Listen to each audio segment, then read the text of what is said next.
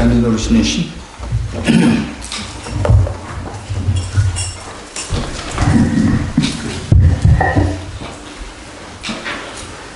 Om Yedharma Hetu Prabhavam Hetum Tesham Tathagato Yavatat Tesham Chayo Niroda Evam Vati Mahashramanaye Swaha Om Yedharma Hetu Prabhavam Hetum Tesham Tathagato Yavatat Tesham Chayo Niroda Evam Vati Mahashramanaye Swaha Om Yedharma Hetu Prabhavam Hetum Tesham Tathagato Yavatat Tesham Chayo Niroda Evam Vati Mahashramanaye Swaha. Okay, refuge in Bodhicitta. Refuge in Bodhicitta. Which page is that? Page 4. Page 4. I go for refuge until enlightened to the Buddha, the Dhamma, the Sangha, by my accumulations for practice of giving and so forth. May I become a Buddha to benefit all sentient beings. I go for refuge until enlightened to the Buddha, the Dhamma, the Sangha, by my accumulations for practice of giving and so forth. May I become a Buddha to benefit all sentient beings. I go for refuge until I'm enlightened to the Buddha, the Dhamma, the Sangha, by my accumulations for practice of giving and so forth. May I become a Buddha to benefit all sentient beings. Okay, where did we leave this, the first session? What point? Page 5, middle of the page. Page 5, middle of the page, or anybody who can precisely tell me where we left? The mantra of perfect wisdom. The mantra of perfection of wisdom. Oh, just we recited. No, this is a separate thing. The discussion, the class. Self-grasping and self-centered. Between self-grasping and self-centered attitude, those two qualities of internal effort. Anybody? The wheel of life? Huh? The wheel of life? No. Tych fundamentów. Yes, yes. So this is one disease that I have. My disease is to ask you where we left last time. You should be very precise. If you're not precise, then I cannot go further, because I will not remember. What was the answer? Huh? What was the answer? Answer was that your name? Emilia. What Emilia said, Nagarjuna's fundamental wisdom of the middle way, the text, where he said, ceasing of karmas and afflictions leads to nirvana. Afflictions, the karmas and afflictions arise from conceptual thought, and the conceptual thought in turn arises from the elaboration of self-grasping ignorance, and self-grasping ignorance ceases through the wisdom of emptiness. Okay, it should be somewhere in this text. Anybody who can identify that? As to page 320, and it is in many places. The same stanza which I read is in many, at least 3 times you will find it there. Anybody?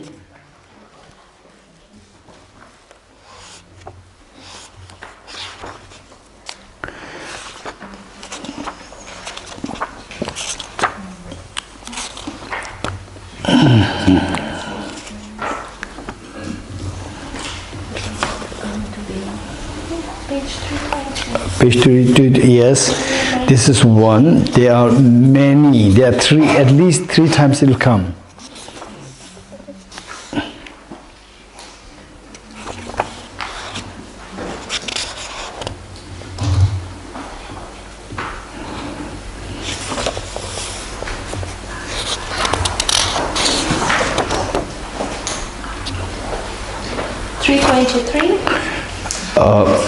Yes, they are. Okay, I'm looking for the one from the Aranigarjuna's actual text. 320. What is that? Is that from the compilation? Compendium? That is the. It just cited. It was extracted. Actually, we have to go to the actual text. 113. Okay, let's see 113 is the beginning of the. Okay, so I want to see where the text is. Which stanza number? Stanza 5? What? Maria, would you? 116 stanza 5. Yeah. Oh, 116 stanza 5. Okay. Stanza 5. Now, which chapter is that? Chapter 18. Good. Yeah, chapter 18. Stanza page 116, stanza 5. Yes? Okay. So it reads, ceasing of common afflictions leads to nirvana. Common afflictions arise from conceptual thought. These arise from mental elaboration of grasping to existence. Elaboration ceases by or into emptiness. This is the stanza. So can anyone identify or help me as to in what relation I cited this text? I cited this stanza. In what relation I cited this stanza? Yes, Thomas? Self-grasping, ignorance. Yes. When I say yes, don't try it and don't believe in it. Only when I say yes, then you believe, trust me. I think it's related to internal factors, the 2 main internal factors. Yes, yes, which means correct. The root causes for suffering. It is not wrong, it's correct, but in a very specific context. Zarina?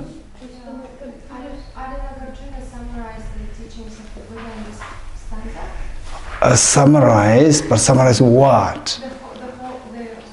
The causes. Yes. Okay, so what I said is that Ye dharma hetu prabhava hetum desham tathagato hyavatat. What the causes of the suffering are, is identified by the Tathagata. Right? What are the causes of suffering? Then I said Aranigarjuna summarized all what the Buddha taught in terms of what the causes of suffering are in this stanza. Okay, so we are identifying the cause of suffering. Now we are tackling the cause of suffering from various angles in the form of the sound of clap, internal factors, external factors, then the Yedharma Hetu Prabhava, then the Aranigarjuna stanza. Okay, Aranigarjuna stanza. So this is very important. Okay, let's say that. Okay, let's say that. How many of you in your life you had dreams? Raise hands. Okay, good. Then in your dreams you become emotional. Raise your hands. Angry, happy, whatever. Okay, good. Imagine that you are fast asleep and you are dreaming. You are fast asleep and you are dreaming. I'm trying to explain the 5 points. What are the 5 points? The 5 points I'm going to explain. Okay, the text reads, ceasing of karmas and afflictions leads to nirvana. What's the opposite of nirvana? What is the opposite of nirvana? Samsara. Very good. Okay. By the way, there should be somebody who should remind me exactly what does it mean by, what exactly does it mean by samsara. Somebody, okay, Thomas will remind me. Huh? Wandering. Samsara means inside. No. What is exact translation? Thomas, listen to what I'm saying. I'm not asking what is samsara. This is my question. What is my question? What means samsara? No, I didn't say this. Reminds you. It's ignorant existence. No, somebody should volunteer to remind me what exactly is samsara. You're getting it? Samsara has many connotations. Binding, suffering, so many connotations. There's a very precise understanding. If you know this, then you are so happy because I precisely understand what samsara is. Because you know so precisely, you will know how to get into samsara very precisely. Fear and suffering. I didn't say, I didn't ask question. I was thinking separate self. Ah no, this is not my question. What is my question? Samsara is nirvana. This is not my question. What is my question? What happened to the Finnish people? You don't have ears. You should have ears. Ears' job is to listen, listen precisely. Huh? Someone should remind you. Yes, exactly. Thank you. I didn't ask what is samsara. If I ask what is samsara, also you can give answers. Somebody should remind me. Right? I know you have many answers. But I want somebody to remind precisely what samsara is. And later on, when I explain or when we come to deduce what samsara is, and if your answer is same, you're amazing, you're very smart. Whereas, if the answer is not same, then there are so many things we're learning. You're getting it? Okay, so with this, the question is, okay, so it says, ceasing of karmas and afflictions leads to nirvana. 5 points. 5 points. First point is, what's the opposite of nirvana? Samsara. Okay, point number 1 is samsara. Samsara is in the form of a resultant state. Okay, in simple terms, bondage. In simple terms, suffering. In simple terms, unhappiness, so forth. Okay. Still, the very precise definition, very precise understanding we have to learn later on. Samsara. That's a resultant state. In a loose sense, we know what samsara is. In a loose sense. But what we should know is how this samsara, and they should be gotten rid of. For that matter, you have to identify the cause so well. So what are the causes of samsara? This is the point. If you don't identify the cause of suffering, cause of samsara, then there's no way by which you can get rid of samsara. Do you follow me? Good. Once there is a very respected professor, very senior professor. He invited me to stay with him for about like 5 days in his house. And once his wife, 3 of us, we were having a meal together.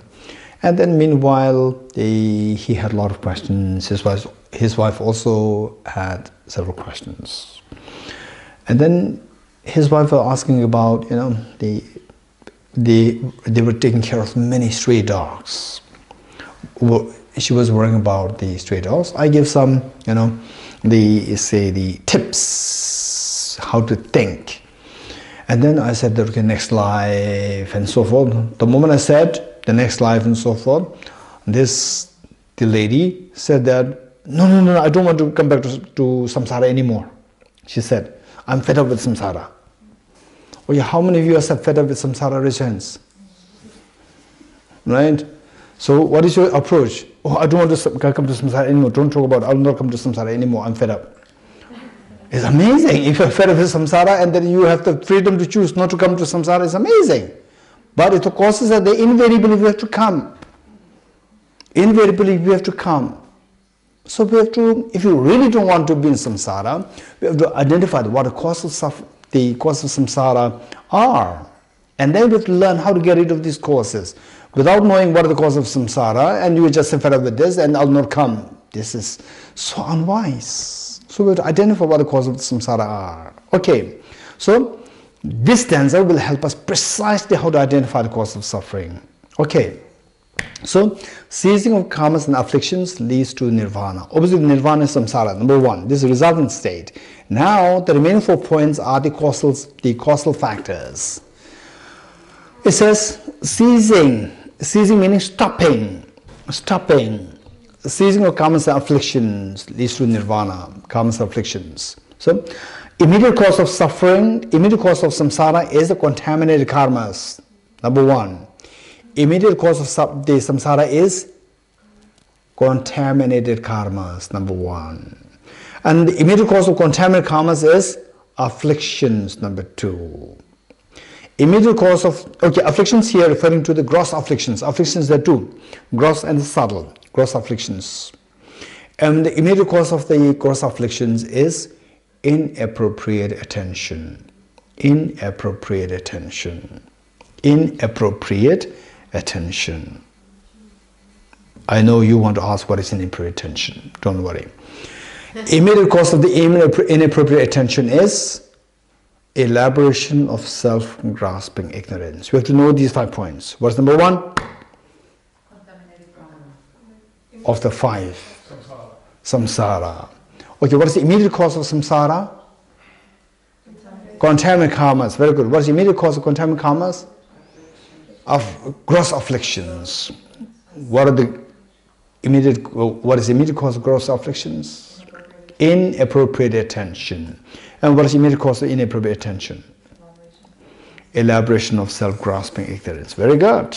Self-grasping ignorance or the elaboration of self-grasping ignorance is just same. So if you know this, the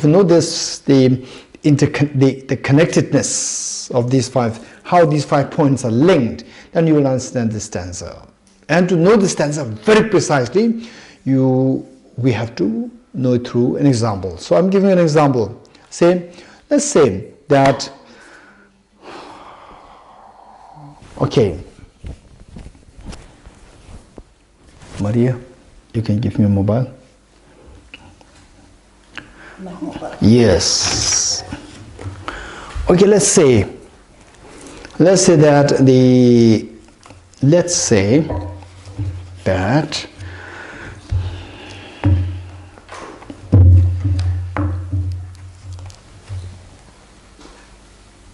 it is 13th of July. 13th of July, you reached this place. Did you reach this place on 13th July? When was that? 13th of July, when was that? Yesterday. Okay. So then you went to bed. Yes? Okay, so you had a dream. In the dream, you are having a class. In the dream you are having class. And suddenly this person picked up something. You are dreaming. What is this? It's a dream mobile. You are dreaming. And this is a dream mobile. Okay. Then you look at it very clearly. But in the middle of the teaching, he picked up a mobile. What is this mobile? He looked at it. You looked at it very carefully. You see that this mobile, iPhone X, brand new iPhone X. Then what happens? Wow, he's a monk. He will not keep iPhone X, right? If I ask him to exchange my mobile, like 50 euros mobile with his mobile, he may change it. Geshe, would you mind exchanging my mobile with yours? Then your friend says, no, I said it before. This morning I told him. Then two of you will have fist fight. Fist fight, then the siren police car comes and take you to prison. Okay, tell me. And prison is not a good place. Prison is samsara. Prison samsara. Why you end up in prison? And then your mother comes. In the prison, your mother comes. What happened? You went to Bodhicitta retreat. You're a very nice boy, you're a very nice girl. Why you end up in prison? You went to Bodhicitta retreat, not prison. Why did you end up in prison? Then what do you say, what's the immediate cause of prison? Hey, tell me, what's the immediate cause of the prison? Crime. Crime, which crime? Fist fight. Fist fight, right? Fist fight is the contaminated karma action. So the prison is samsara. Immediate cause of samsara is the fist fight. Why did you fist fight? You don't usually fist fight. Why did you fist fight? Why did you have the fist fight? Why? Because I was attached to the iPhone X and I was angry towards my competitor. Attachment to the mobile and anger towards your competitor, this is a gross affliction. What made you have anger towards your competitor? Because we were competing for the same mobile. What mobile? You also have a mobile. No, this is iPhone X. Brand iPhone X. This is a false categorization of the object. It's not at all iPhone X. What is this mobile? Is this? This is Samsung. Oh, Samsung. This is not at all iPhone X, right? This false. You just exaggerate the quality of this mobile. Exaggerate the attribute, the attribute of the mobile. What made you exaggerate this mobile? Right? This is not, in the first place, this is not a mobile, it's a dream mobile. Right? So you misconceive the object first. You misconceive the dream mobile as a real mobile. Number one, this is the first ignorance.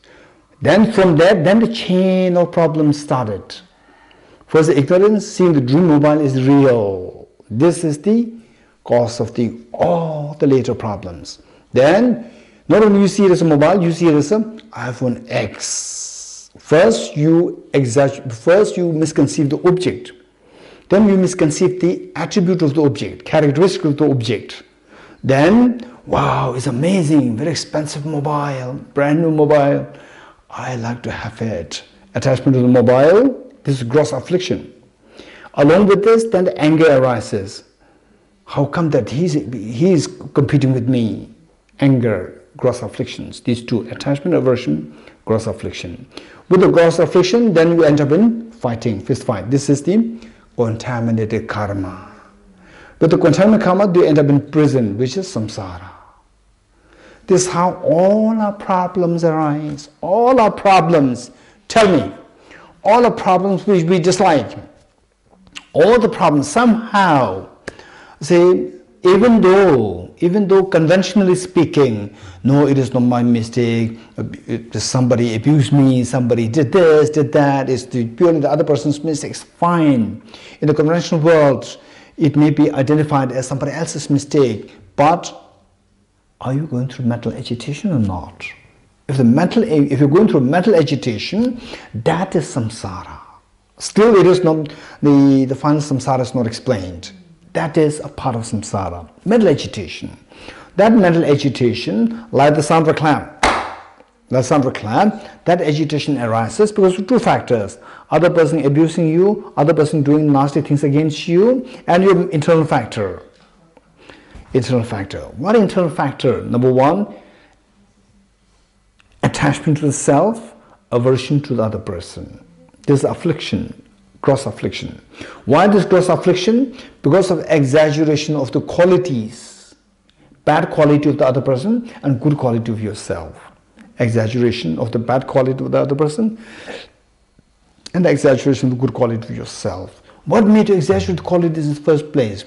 We misconceive the reality of the self. While the self is like a dream, we see it as real. While the others are dreamlike, we see it as real.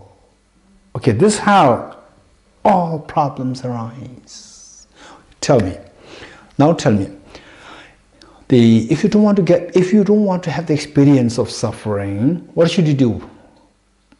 What should we do? We should get rid of the cause of suffering. What is the immediate cause of the suffering? Anybody? Ignorance. Contaminated comes. Very good. Thank you. Right? Don't jump to the Gate Bodhi Swaha. Did you recite the mantra? Gate Gate, Para Gate, Para Samgate, Bodhisa. The mantra is not Gate Bodhi Swaha. What is the mantra? There are many steps. Gate Gate. Okay, there are many steps.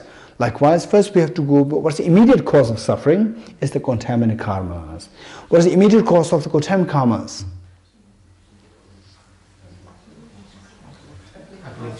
Gross afflictions. What's the immediate cause of gross afflictions? Inappropriate attention. What is inappropriate attention?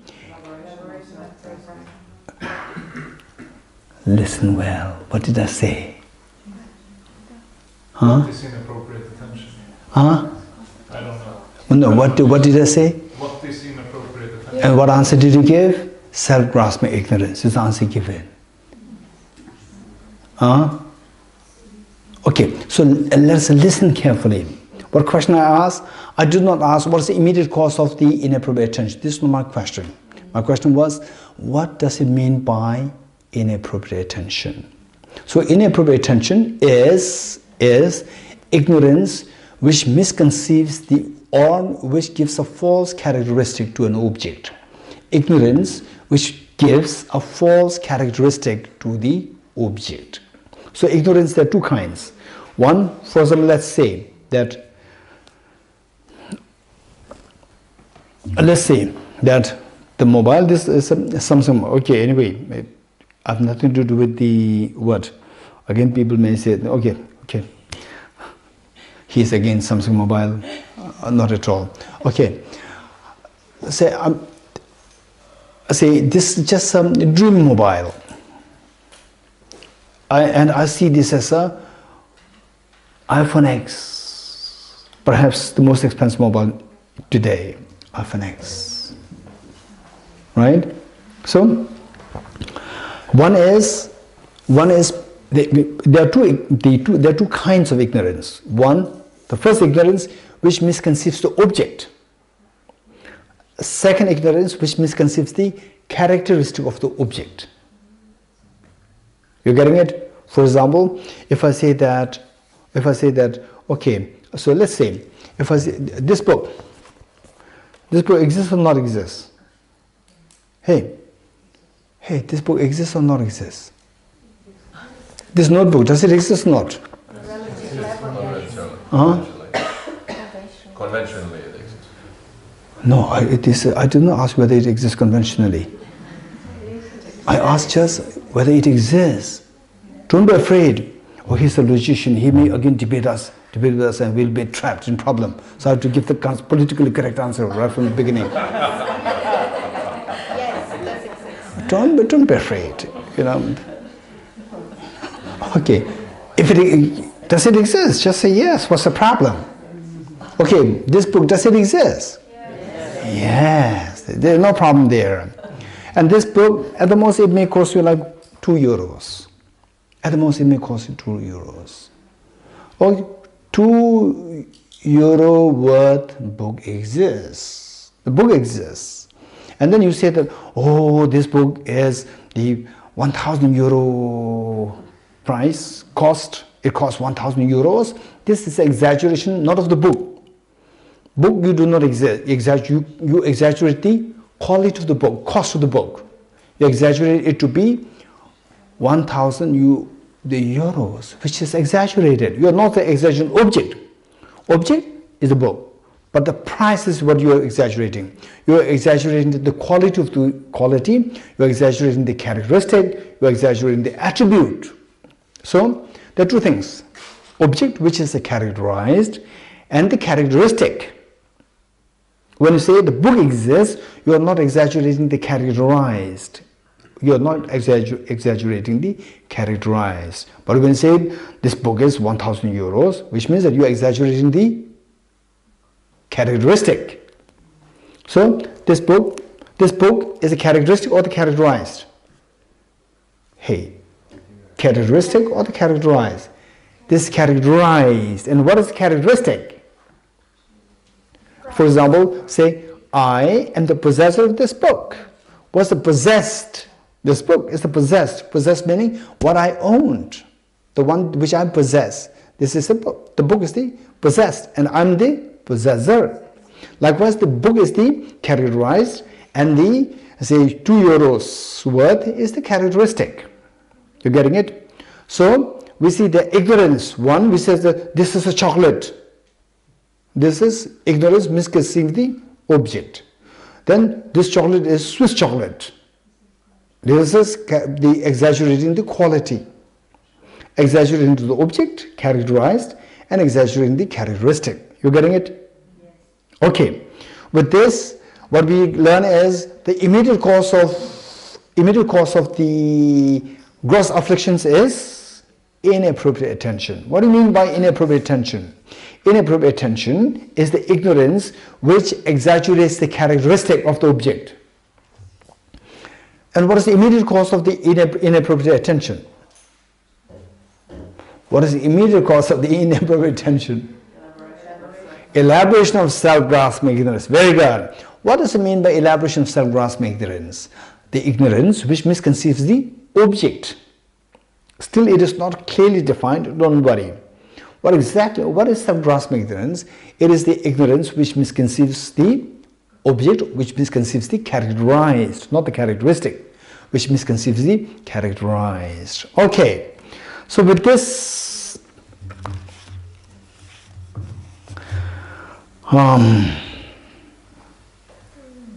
okay, so with this, if you don't want suffering, if you don't want samsara, what should you do? You should get rid of the contaminant karmas. If you don't want contaminant karmas, what should you do? Meditate.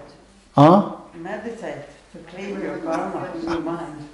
If you don't want the contaminant karmas, what should you do? Get rid of the gross afflictions. Very good. If you don't want the gross afflictions, what should you do?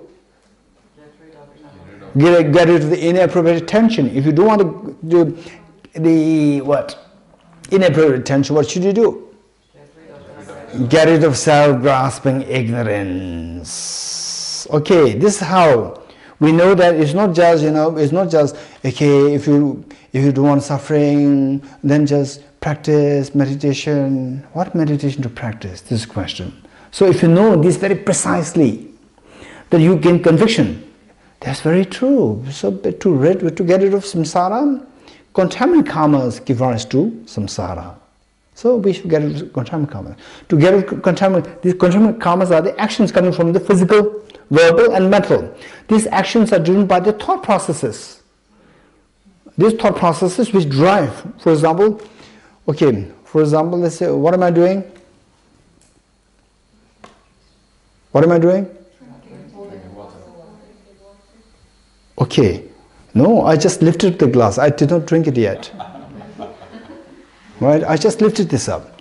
What made you lift this up? What made me to lift this up? Tell me. Intention. Huh? Intention. Intention. There's a thought process in me which says that, okay, lift up this glass. You are thirsty. Drink some water. Lift this. For that matter, the water will not automatically come to you. You have to lift it up. You're getting it? So the intention, thought process is there. From physically what I'm doing, from there you could infer that there's a thought process going in his mind to lift the glass. So this thought process, when it is constructive, we call it virtues. When it's destructive, we call it afflictions. You're getting it? This thought process which drives the destructive actions are known as afflictions, which drives positive actions are known as virtues. Okay. Now, what made this thought process wanting to have this water?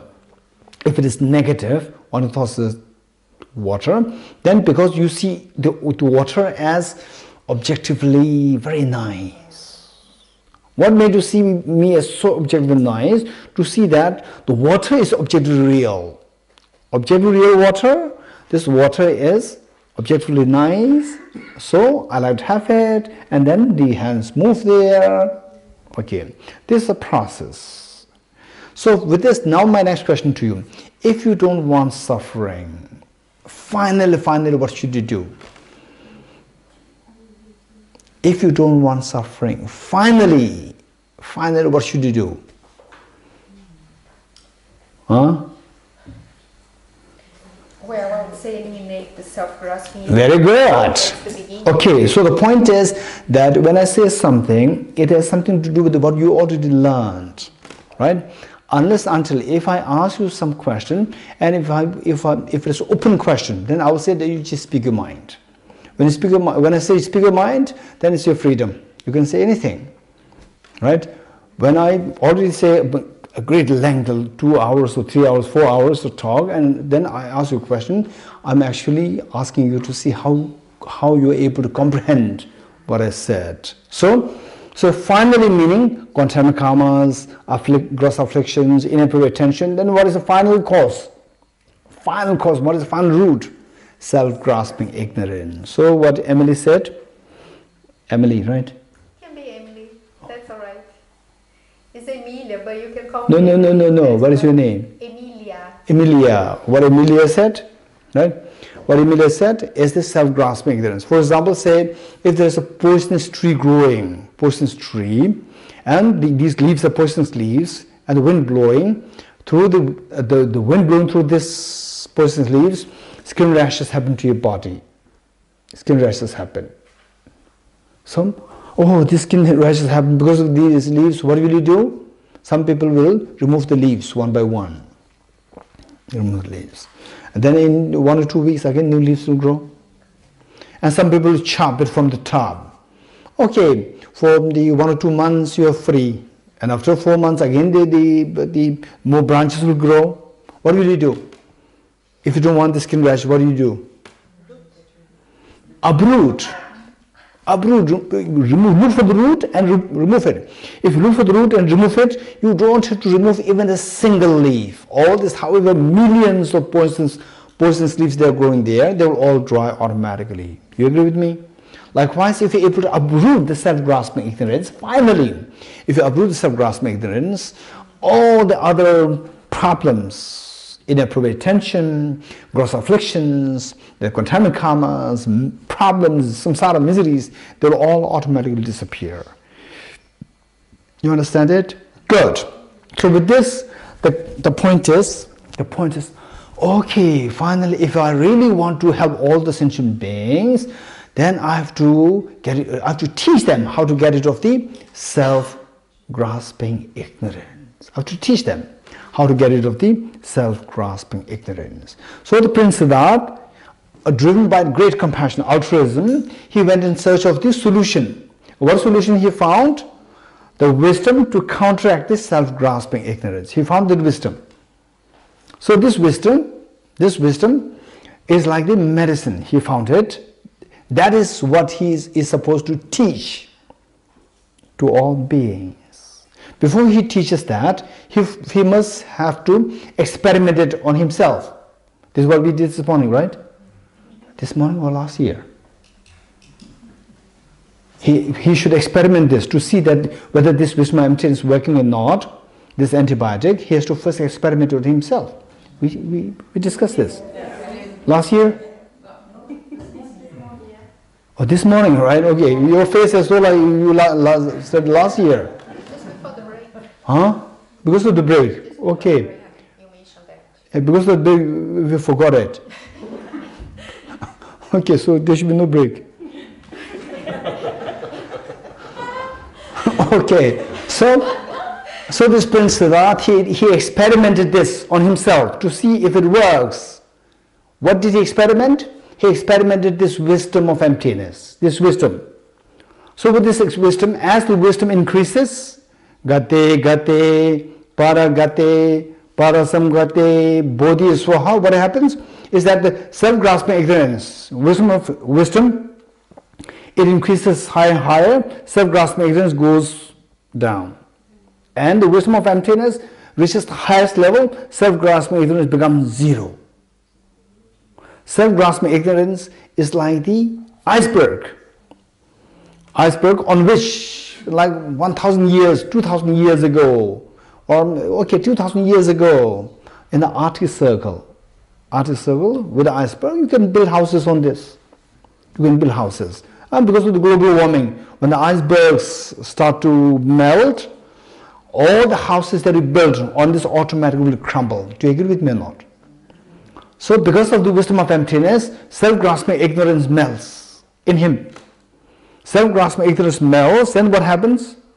What is tagged to the self-grasping ignorance? Wisdom. What is tagged to the self-grasping ignorance? 5 points. Hey.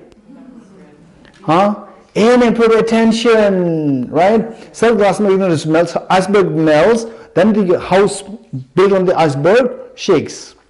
Inappropriate attention shakes. When the inappropriate attention shakes, what shakes? What's on that inappropriate attention? Gross afflictions shake. When the gross afflictions shake, what shakes? Contaminant karmas shake. When the contaminant karmas shake, what happens? Samsara shakes, samsara dissolves. Right? So samsara is what? Okay, in a loose sense, samsara is mental disturbance. Mental disturbance stops. Right? Mental disturbance stops. What's the opposite of mental disturbance? What's the opposite of disturbance? Peace. Stability. Peace. Calmness, peace, stability. Yes, all are correct. So what we experience is we experience a incredible tranquility, calmness and peace and stability. You're getting it? There's absolute peace, absolute tranquility, absolute calmness is what we experience. This is known as Sugata. So we read, motivated by altruism to benefit all sentient beings. Then what is next? Teacher. Teacher, thank you.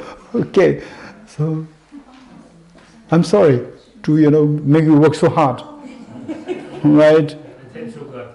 It's not just the unilateral talk, right? You also have to work. Yes, where is it taking us now? Okay, say. Okay, so driven by the force of compassion, he went in search of the solution. Finally, he found the solution. What solution is that? Solution, the wisdom of emptiness that should make him a teacher to teach this wisdom of emptiness. So for that, to see whether it's a real solution, he experimented on himself. Then what happens? Self-grasping ignorance dissolves. Because of this wisdom of emptiness, experimenting on himself, self-grasping dissolves. Then what dissolves? Hey, after self-grasping, what dissolves? It's all like your mind is in coma. Yes, inappropriate attention dissolves, then gross affliction dissolves, then contaminant karmas dissolve, then suffering dissolve, all the mental agitations dissolve, all the fears dissolve, all mental disturbance dissolve. When the mental disturbance dissolve, what do you experience? You experience the perfect peace, perfect calmness, perfect stability, perfect tranquility. This is what I experience. Perfect tranquility. So, perfect tranquility, what is the experience like? A total bliss of the tranquility. Total bliss of the tranquility. This is the meaning of the Sugata. You become a Sugata. Sugata meaning the one who has gone to the perfect bliss of purity. You experience that. So with this what happens? Now you become so confident. Okay, this is what happened to me. If I teach the same thing, if the beings also do the same thing, they will also feel the Sugata. They will also be freed of the fears, all the fears. So he went to protect the beings by giving this teaching. Protector. You're getting it? Okay. So if you meet somebody, okay, how many of you are looking for in the total fearlessness of life? Raise your hands. How many are you looking for total fearlessness of life? Very good. Okay. If you're really looking for the total fearlessness, you want a guide or without a guide you can do it? You want a guide or without a guide? With a guide. With a guide. With a guide, say somebody who has actually been through this, motivated by great compassion. Then the teacher, Sugata, protector, somebody who went through all these processes with total experience. one, and another person who you're not sure, right? One who you are very sure that the person, he or she has been through all these processes and very experienced, and another person who's so famous, but you're not sure how the person, actually what the person's experienced. Which of the two guides you will seek the help? The first one. You're getting it? This is how Prince Siddhartha went through. Prince Siddhartha, Buddha Shakyamuni, he went through this process. He's the guide. Okay. With this, the next is, okay, this guide, finally, he is to guide us to the state of fearlessness. To guide, in what way he will guide? He will not physically take us to a land of fearlessness. There's no land known as a fearlessness, right? So he guides us through teaching the wisdom. So this teaching becomes so precious. We talk about Buddham Sharanam Gacchami. I go for refuge in the Buddha. Dharmam Sharanam Gacchami. I go for refuge in the teachings of the Buddha. Sangam Sharanam Gacchami. I go for refuge in the assistance of the Sangha who follow this path. 3. So these two are referred to as the 3 jewels. And of the 3, it's not that the Buddha is most important. The most important is the teachings. Teaching is the most important thing. Finally, even if you have innumerable Buddhas are there. But if you don't take the medicine, teaching is like the medicines. If you don't take the medicines, even if you are surrounded by the best of doctors in the world, your illness will not go away. At the most, the doctors can prescribe the best medicine. And finally, you have to take the medicines yourself. So the medicine, the dharma is like the medicine. So real refuge, real protection is the dharma. Right? Okay. So with this, what kind of dharma he gave? This next question. What kind of dharma he gave? What kind of teachings that he gave? What kind of teachings to give us the wisdom? What kind of teachings he gave? This question. So for that, what happened? This is what we need to know. For that, what happens was that the Prince Siddhartha, under the Bodhi tree, after 6 years under the Bodhi tree, then he became enlightened. He experienced the Sugadhahood. He became enlightened. Motivated by great compassion, motivated altruism, then he went in search of the path. Finally he got it, that is wisdom of emptiness, which he was to teach, thereby becoming him as a teacher. He experimented it himself, and then he experienced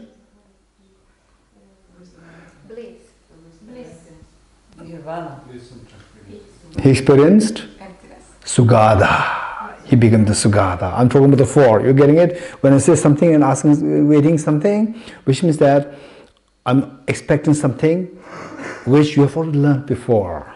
You're getting it? So first he was driven by the altruism.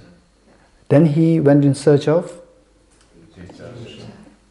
the solution. What solution was that? The wisdom of emptiness, which he was to teach. So therefore, in a way, to become a teacher, he went in search of a path to become a teacher. And then this wisdom which he is to teach, he experimented himself, then he experienced Sugadhahood. And experiencing Sugadhahood, experiencing the great bliss of the elimination of all the mental disturbance, they give him a tremendous absolute confidence that makes him to go to protect the beings by teaching this. To go to protect the beings. That made him the protector. You getting it? Okay. So, as a protector, he went to protect the beings by giving teachings. So what kind of teachings that he gave? This is the next question. So important. So, this Prince Siddhartha, under the Bodhi tree in Bodh Gaya, I hope most of you have been to Bodh Gaya. How many have been to Bodh Gaya? Raise hands. Okay, many of you. So under the Bodhi tree, he became the full awakened one. After becoming enlightened, he was to actually share this wisdom with all the beings, but he did not share the wisdom. he remained silent for 49 days. He remained silent for 49 days. Then the kings of the celestial beings, the kings of the gods and goddesses, through the clairvoyance, they were a little confused. Prince Siddhartha, he became already he became enlightened. He became a Buddha, and he is supposed to be giving teachings. But why not? Why he is not giving teachings? So they were a little confused. They then descended. They made prostrations to where the Buddha was sitting, and then requested, please don't remain silent. Please turn the wheel of Dharma. Turn the wheel of Dharma means give teachings. Please start giving teachings. Then the Buddha said one stanza. This is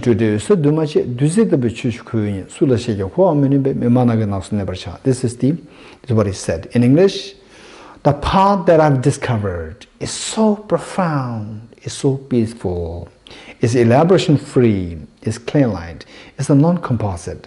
Such a nectar-like reality and the path I've discovered is so profound that hardly I find anybody who can fathom the depth of this teaching. So I would rather retire to the words in silence. This is what he said. Then the kings of the god and goddesses, two of them, Brahma and Indra, they made more prostration. Please don't remain silent. Please turn the wheel of Dharma. Then the Buddha accepted to give the teachings. Then he went. First, he was thinking of repaying the kindness of the two teachers. First, he was thinking of sharing the wisdom with the two teachers. And then he realized that the two teachers, they already passed away. And then he headed towards Varanasi, Sarnath, Varanasi. And then he taught the first teaching to the 5 ascetics, 5 disciples. Okay, so how many, the teachings of the Buddha, they are, generally speaking, they are referred to as the wheel of Dharma. Wheel of Dharma. Dharma meaning teaching. Wheel of Dharma. Turning the wheel of Dharma. Okay. So how many such turnings of wheel of Dharma are there? There are primarily 3. 3 turnings of wheel of Dharma. First turning, second turning, third turning. And these 3 turnings of wheel of Dharma, we have to know what these 3 are. We have to know the place, the subject matter of the teaching, and the target audience. Okay, to know the 3 wheels of Dharma, what do we know? We need to know 3 things. What are 3 things? The place, subject matter, target audience. Target audience, 3. Okay. Target audience. Who are the audience of these 3 different teachings? Who are the audience? For that, we need to know 4 Buddhist philosophical schools, 4 Buddhist schools of philosophy. 4 Buddhist schools of philosophy.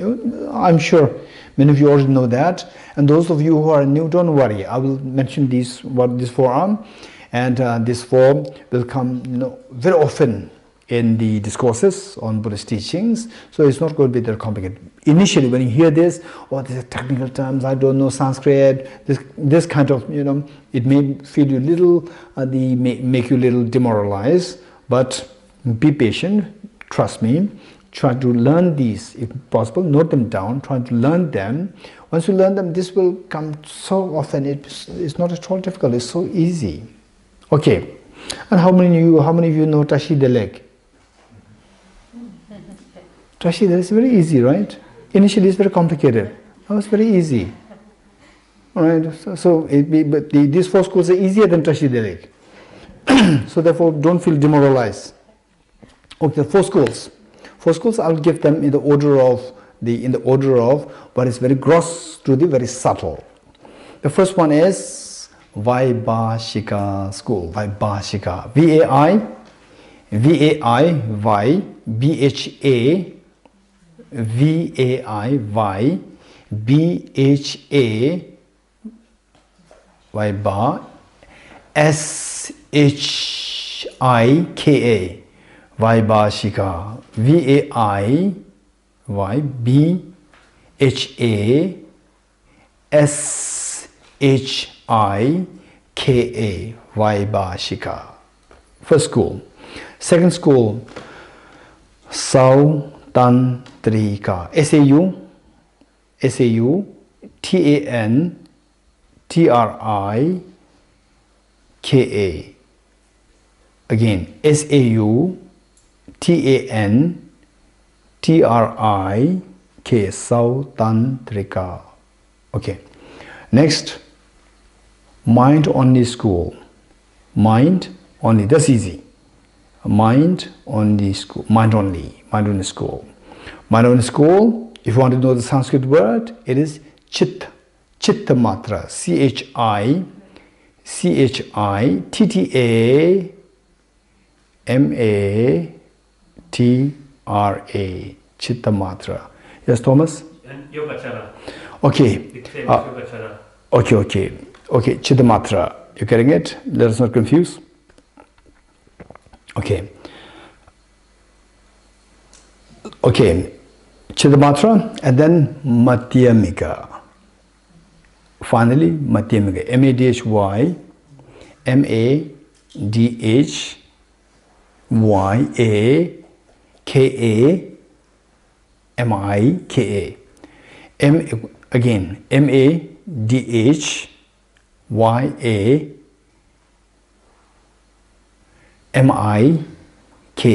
Madhyamika. Okay, what are the 4 schools? Tell me. Number 1, Vaibhashika. Number 2, Sautantrika. Number 3, Chitta Matra. Number 4, Madhyamika. Okay, 4. And if the need be, later on, I may even split the Madhyamika into 2. For the time being, I'll not. If I split it, then the number of the audience will become half tomorrow. Right? Okay, so therefore, I will not complicate it further. There are minimal complications. What Thomas said, even in the Yogacara, there are many further divisions. Right? It's not just Yogacara, there are many more divisions further. I don't want to complicate it. Finally, people should be benefited. Yes. I think the second one should be Sautrantika. Okay, very good. Okay, very good. Sutra Antika. Yes, that's good. Your name? Willy. Huh? Willy. Willy, thank you. Okay, so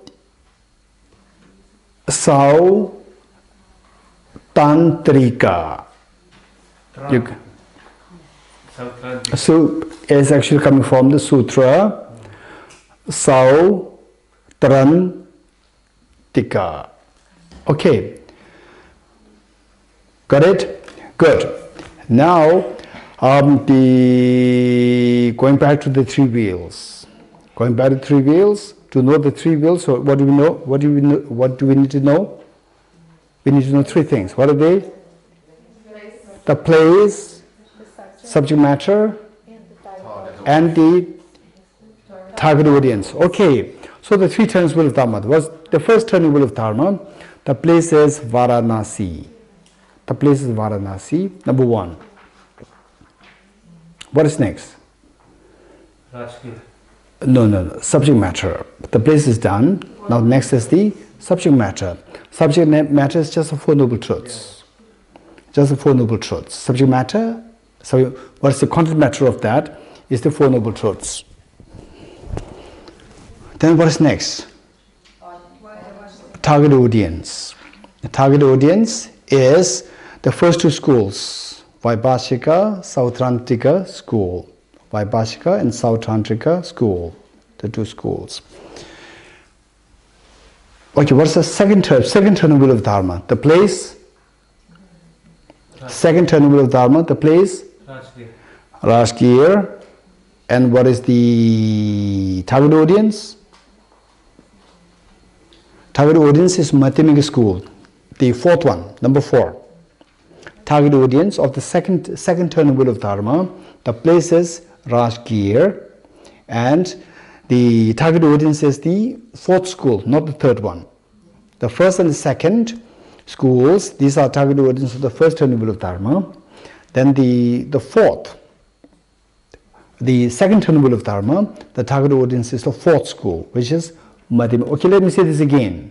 The first turning wheel of Dharma, the place is Varanasi, and that the target audience is Vaibhashika and Sautrantika And then the subject matter is Four Noble Truths. Done. Second turn wheel of Dharma, the place is Rajgir. Then the target audience is the number 4. Number 4 school, Madhyamika school, Madhyamika philosophers, or Madhyamika the school. Then the subject matter is the ultimate reality, or the emptiness of objective existence, or emptiness of true existence. Emptiness of true existence, or emptiness of true existence / emptiness of self-characteristics. Emptiness of true existence / emptiness of self-characteristics. Okay, number 3. So what happened was, okay, to know number 3, you have to know the first 2 well. The first turn wheel of Dharma. What's the subject matter of the first turn wheel of Dharma? Four Noble Truths. So when the Buddha taught the Four Noble Truths in Varanasi, when the Buddha taught this, and it was taught in a very simple way. Very simple way. The way say for example, if you have to climb, if you want to go to the rooftop, then they're like, you cannot jump directly. So for that you need the steps. So the first step and the floor, the ground, and the first step, these are very close. So the ground is like the ordinary people. And the first school, Vaibhashika school, this says, the philosophy is very close to the ordinary people's understanding. It's like the first step. Then next is the Sautrantika school, little more complicated. Then Chittamatra school or the Manila school, which is more complicated. And finally the Madhyamika, which is the most complicated. And within Madhyamika there are more divisions. Okay, let's not do that for the time being. So what happened was the first turning wheel of Dharma, Buddha taught the very simple Four Noble Truths. What do you mean by symbol? Four Noble Truths is not symbol. But what do you mean by symbol Four Noble Truths? Means the Buddha taught the Four Noble Truths in such a way that the Four Noble Truths, the Buddha taught as though like the Four Noble Truths exist truly. The Four Noble Truths exist truly. Truly exist in Four Noble Truths. Second turning wheel of Dharma, where was this? The place? Rajgir. So there in Rajgir the Buddha said, nothing exists truly. Second turning wheel of Dharma, Buddha said, nothing exists truly. First turning wheel of Dharma, the Buddha said, Four Noble Truths exist truly. Second turning wheel of Dharma, Buddha said, nothing exists truly. Right? Okay, so the first 2 schools, in the first turning when the Buddha said, the Four Noble Truths exist truly, and what are the Four Noble Truths? To the suffering, to the what? Cause of suffering, to the cessation of suffering's causes, to the path leading to cessation. Okay, explain this. And the first 2 schools, they heard this and they were very happy, they left. Then the second turning wheel of Dharma, who's left now? The two schools, the remaining 2 schools are left. Second turning wheel of Dharma, Buddha said, nothing exists truly. Right? And the 4th school, Madhyamika school, they are very happy. They left. Now who is left? Chittamatra. So Chittamatra, they were confused. First turning wheel of Dharma, the Buddha said that the Four Noble Truths exist truly. The second turning wheel of Dharma, Buddha said nothing exists truly. Now we are confused. Right? Okay. So, third turning wheel of Dharma, the place is Vaishali.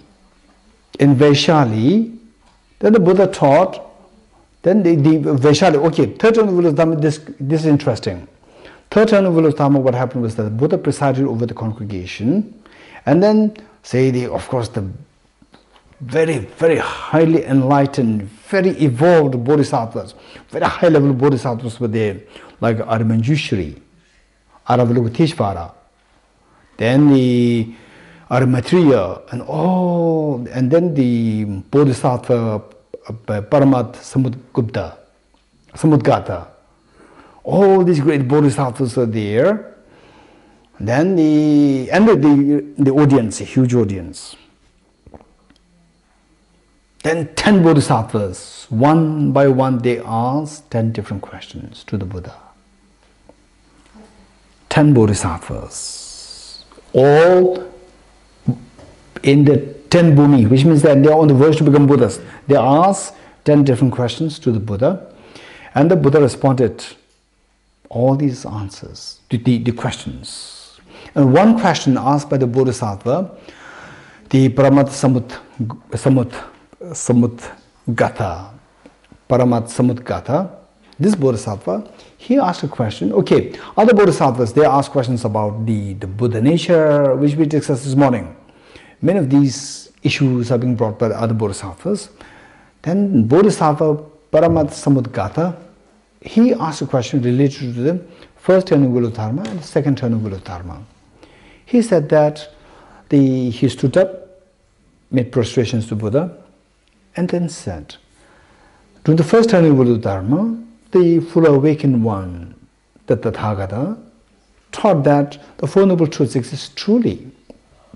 And the second turning wheel of Dharma, the Tathagata said that nothing exists truly. So of course, the Tathagata, being the fully enlightened one, is not confused. So therefore, there must be a reason why the Tathagata said that everything exists truly, the Four Noble Truths exist truly, that nothing exists truly in the second turning. What could be the reason? Please explain this. This question raised. And in fact, this Bodhisattva, he asked this question not for himself, he already realized emptiness, right? But he asked this question on behalf of the Chittamatra flock, the practitioners. On their behalf, he asked this question. Then the Buddha responded. The response that the Buddha gave to this, precisely to the question asked by Bodhisattva Paramat Gata, this answer came to be known as the third turning wheel of Dharma in the context of the first turning and the second turning, in relation to the first turning and the second turning. So he gave the explanation. That explanation came to be the philosophy of Chittamatra school. Okay, so the places, the third turning wheel of Dharma, the place is Vaishali, and the target audience is Chittamatra philosophers, and the subject matter, it is known as distinguishing the natures, distinguishing the characteristics or distinguishing the natures. Okay, I'm not going to go into detail with this, otherwise, this would be quite interesting, but it's a need be. Somebody can ask me later on, after we cover a little bit of the emptiness concept, then when this is, if you bring this up, this will be very sensible for us. Okay, so this is these are the three turnings wheel of Dharma. Now, if you go a little deeper,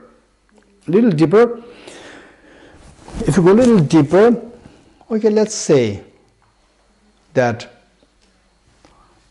I'm happy. What I seek is, I seek infinite happiness, and I seek fearlessness. The fearlessness and the infinite happiness. This is a resultant state of my own mind, resultant state. And this resultant state should necessarily arise, but depends on the causes. And the causes are also mental. They're also mental. External factors are there. But finally, it is through eliminating the internal factors that we can expect to have the results, the fearlessness and the infinite happiness.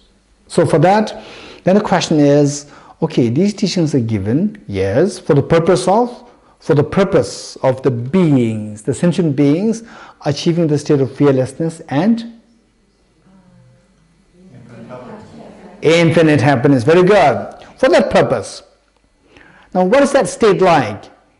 Fearlessness and the infinite happiness. Right? So, fearlessness, opposite of fearlessness is the fear.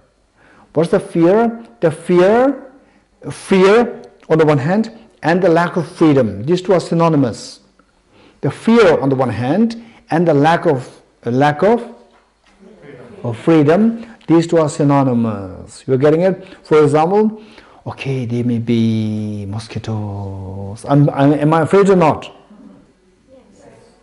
I'm afraid. There's a fear that there may be mosquitoes there, which means that I don't have the freedom. I don't have the freedom not to be scared of the Mosquitoes. So lack of freedom and fear, these two are synonymous. Okay, can you give me any example of fear? Any example? Some could be very severe fear, some can be very simple, very, insignificant fear. It doesn't matter. Anybody? Yes? Fear of the dark. The fear of? Darkness. Okay, fear of darkness. And some people have the claustrophobia. Claustrophobia. And some people have the phobia of darkness, right? The fear of darkness. So, in some people, the moment it becomes dark, for example, the thieves, the moment it becomes dark, they are very happy, right? Wow, now we can operate, right?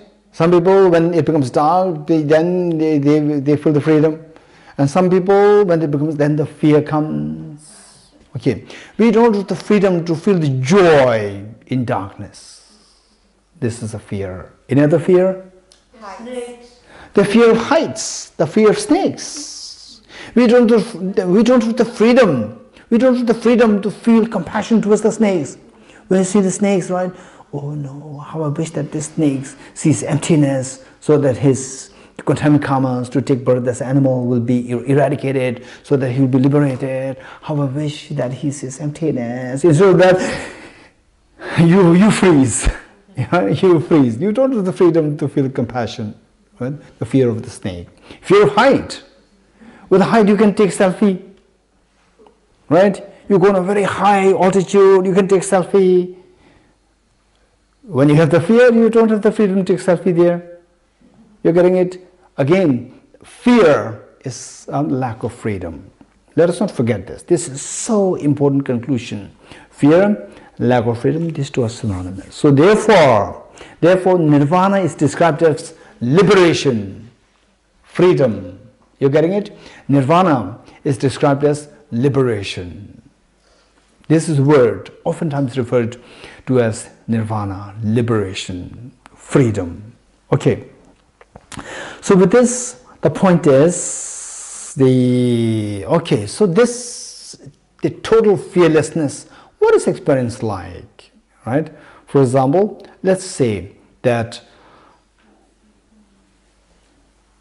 Okay, how many of you like cheesecake? Be very honest and raise hands. How many of you hate cheesecakes? You hate cheesecake? Hate or don't like? No, I ask hate. No, you don't hate, right? Yeah, I can see from your face, I can see that you don't hate anybody. Yeah. Okay, you don't like just, there's no liking. If somebody gives, it's fine. Even without, it's also fine. It's not really hate. Okay, now let's say that if you are somebody who is so extremely crazy after cheesecake, right? And you did not see cheesecake for the last 6 months, and on your birthday your mother brings a cheesecake, what happens? Your eyeballs become so wide, the whole adrenal, oxytocin, hormones, all this start flowing, right? So excited. Okay, so with this excitation, and then say somebody says, how are you? Or how are you? I'm very happy, right? And then, can I borrow your mug? Yes, take it away, all right? Can I borrow the 1,000 euros? Yes, take it away, right? Okay, whereas the same, then somebody says, no, the cake seller comes, oh, this cheesecake is not for you, I'm very sorry, your mother actually purchased a plain cake, right? This is not what your mother actually bought, I'm sorry. To go away, plain cake is given to you, then your whole mood goes down. And if somebody says that, oh, can I borrow 2 euros? Not happy. When you're very happy, even 10, 100 euros is very easily. Okay, so what I'm saying is a basic state of mind. This is so important, basic state of mind. Number 2 is, one is the basic state of mind. Okay. We should react. Okay. Because we still have the old schedule today, so... I'm just wondering yeah. if there is a table clock here. Oh, yes, yes. We can get that. Table clock. Make it very easy. Yes, yes. Sorry, Geshe. Okay, it's not your mistake. Okay, in Tibet house, we designed the what? We initially made the website, and the secretary is also very good in the designing website or computer, very good. Then I asked the secretary, okay, so this is still something is wrong with this website. So I want to see, for example, like the recent programs. Where's the recent? It's not there. She said, yes, it's there. You have to press this, you have to then press this, you have to go to this, you have to go to this, you have to go to this, you have to go to this. I said that if I, the director of Tibet House, does not know, don't expect the people of the world to know to go this, go that, go this, go that, go this, and then finally you find what you're looking for. Don't expect that. Make it user-friendly. Likewise, the table clock. The clock is there. No, we can. If there's a table clock, go for a table clock. Yeah. Okay, good. Dhyata Om Gate Gate Paragate Parasam Gate Bodhi Swaha Dhyata Om Gate Gate Paragate Parasamgate Bodhi Swaha Dhyata Om Gate Gate Paragate Parasamgate Bodhi Swaha. Okay, let us do the quick direction prayer. Which page is it? End direction prayer. Maybe 275 or 279 or 278. 288. 288.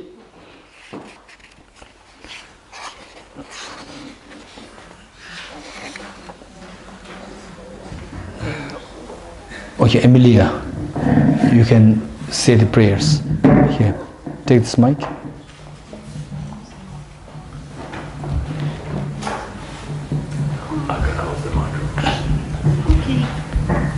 You sit down, sit down, sit down.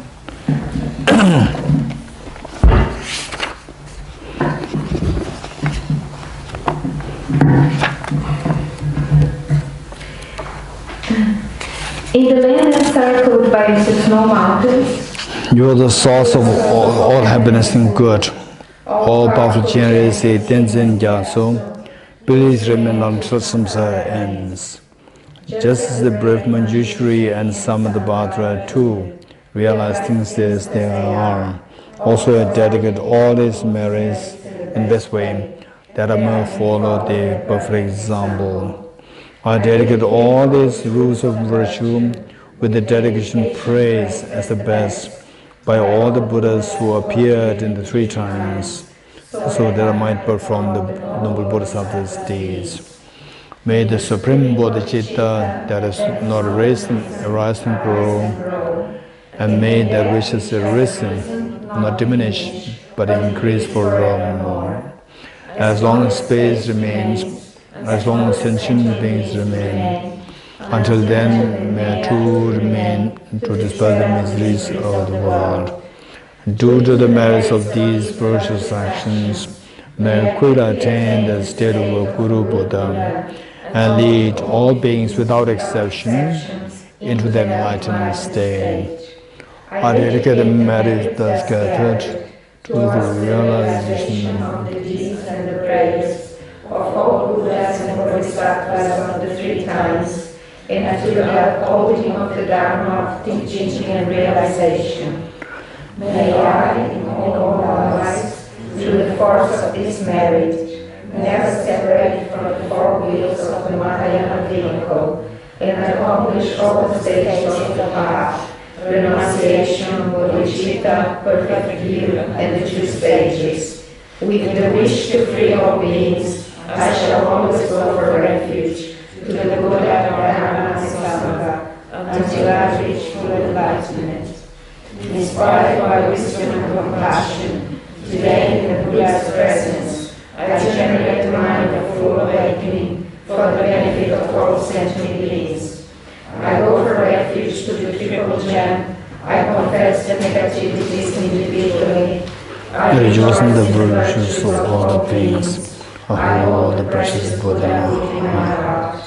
By the power of practicing and supplicating to you, may all be free from sickness, poverty, and conflicts, and may Dharma and auspiciousness proliferate in all the places where we abide. The path of the union of emptiness and compassion is lucidly explained by the protector of both, the Dharma and the beings of the man of souls. You are the lotus holder, cleansing your soul. We supplicate you with your Bodhicitta spontaneously. May the operations of evil thoughts and deeds, of the negative forces of humans and non-humans, who harbor malice through perverted prayers against the teachings of the Buddhas, be totally vanquished through the power of the truth of the three jewels. In all our lives, never separated from perfect gurus, may I enjoy the magnificent Dharma by completing the qualities of the stages of the path. May I quickly attain the state of Vajrayana. Throughout my future lifetimes, may I always be guided by higher and Geshe, and be able to uphold the Dharma in general, and the teachings of dependent origination in particular, even at the cost of my life.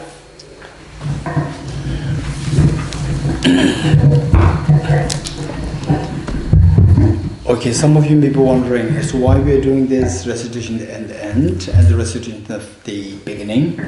Is for the reason that how effective what we are doing, the virtues that we are doing, how effective that is going to be like, is going to be determined by what you do in the beginning, what you do in the end. So the great Tibetan masters, what they say is that for any virtues, two deeds are so important. One in the beginning, that is setting proper motivation, and one at the end, dedicating the virtues properly. So setting proper motivation, in what way it helps, is that to make sure that the steering, it drives all the virtues that we're going to accumulate over the day, that's going to be driven towards a correct direction, not in a proper track, not off the track. So with the motivation, that will drive you, put you into the proper track. And then the dedication, why it is important, is that the virtues that you do, it can be easily destroyed. With the dedication, that for example, even if you have just a glass of water, and if there's a bigger lake, water reservoir for the whole, let's say the whole ocean there, and then you add this water to the ocean, till the ocean remains, water will remain. So in other words, the virtues that you do, they will not be destroyed if you are able to dedicate it properly. So there's a reason. Always, particularly, but still, what I would suggest is that if you have any such qualms or questions, you don't take them blindly. See rationally how that can be explained. Only if you are very convinced rationally, and if you like to do it, then do it.